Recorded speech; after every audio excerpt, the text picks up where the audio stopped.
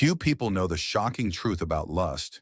It doesn't just tempt you, it secretly seeks to own you, to chain you to a cycle of empty promises and stolen strength. But as a chosen one, you're called to higher ground, to conquer what crushes weaker souls, because the war isn't against flesh, but against principalities, Ephesians 6:12.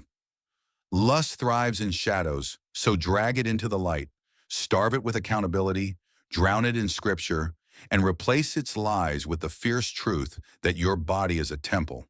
1 Corinthians 6:19. Warning, this isn't about willpower, it's about surrender, letting the Spirit ignite a fire so hot that lust can't survive the blaze. David fell when idle. Joseph ran when tested. Which will you be? The world says feed your desires, but Christ says crucify them. Galatians 5:24. Because true freedom isn't in indulgence, but in dominion. Right now, lust is either shrinking in your life or silently spreading. So choose. Will you let it rot your resolve, or will you rise, armor on, and crush it under your feet like the serpent it is? The battle is won in the mind.